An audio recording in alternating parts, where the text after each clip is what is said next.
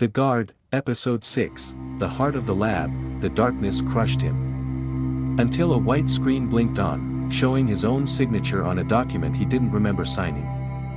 That was the moment Ethan understood, the facility didn't just contain experiments, it performed them, on him. The blackness lifted, not with light, but with a slow unfurling platinum glow as the walls expanded again, coughing him back into existence like a swallowed truth being spit out.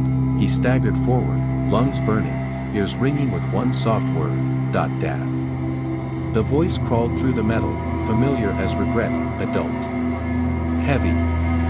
Wrong, yet tethered to a past he never meant to abandon, the entity was close.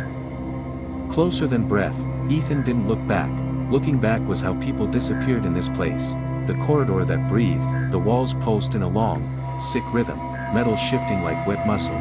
He pushed forward into a corridor he had never seen, even in his years patrolling these halls. This sector wasn't on any map.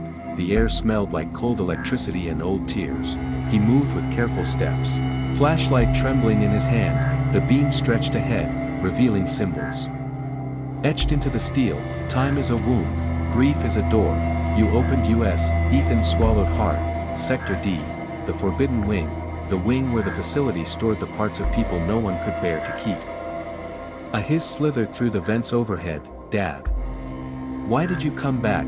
Ethan clenched his jaw. Stop calling me that, he muttered, though even he heard the lie in the demand. The corridor vibrated. Something enormous moved behind the metal, pacing him, shadowing him, not an entity of flesh, but of memory, a presence built from echoes he tried to forget. The floor suddenly dropped into a downward slope, like an artery descending toward a heart. He followed it. The laboratory of silenced experiments, a door appeared at the end of the slope, wide, circular, carved with interlocking sigils. As Ethan approached, the symbols rotated and clicked like a puzzle assembling itself. The door opened before he touched it.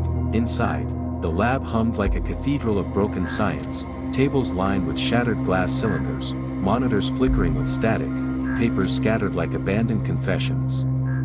And at the center of the room, a single cylindrical chamber glowing with pale blue light.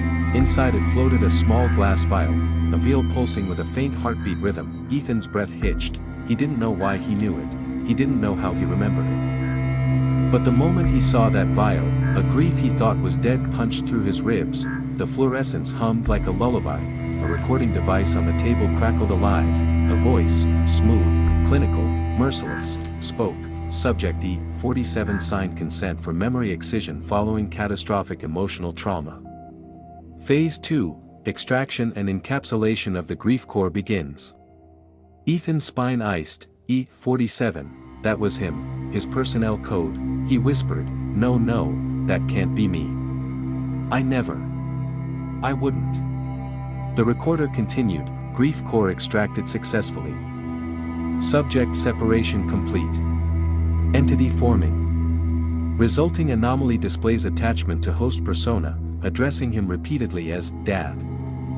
Ethan staggered backward, collapsing against a railing. The entity wasn't haunting him, it was made from him, engineered from the pain he begged them to cut away, a living echo of the emotional weight he refused to carry anymore. The lights flickered, all monitors went black.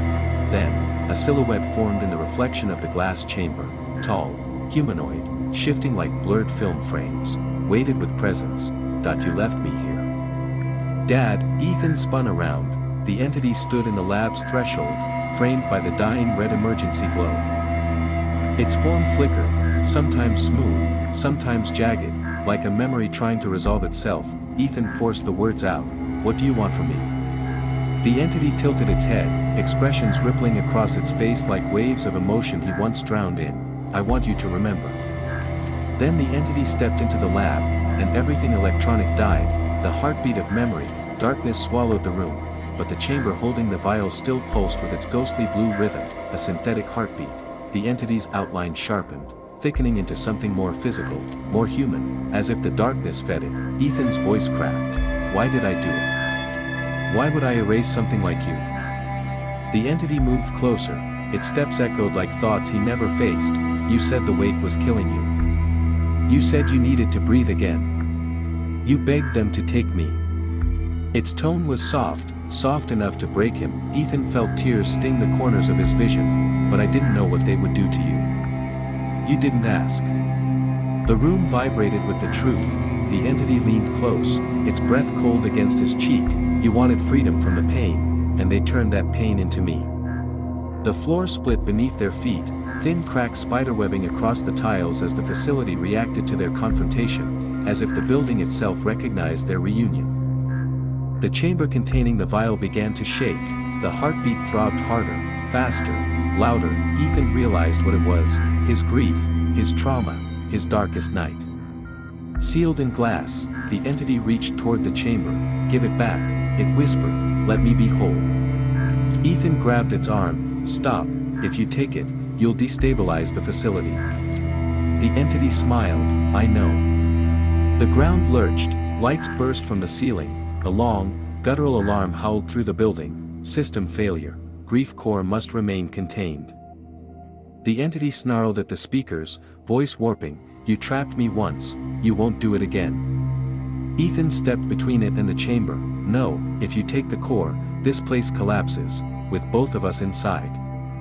The entity's form flickered, rage, sorrow, longing, cycling like a storm. You left me in these walls. You left me alone. You don't get to walk away again.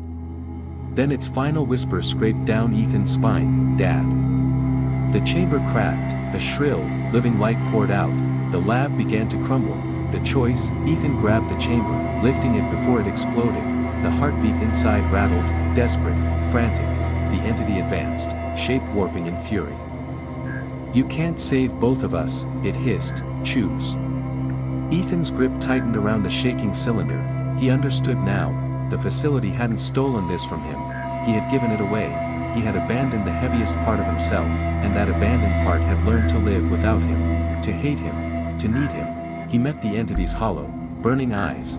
I'm done running, Ethan whispered. The walls screamed, the alarms died, the lights burst to white, and then, silence. A silence deep enough to bury the world. T.O.B. Continued. If you enjoy this story, don't forget to like, comment and subscribe for more.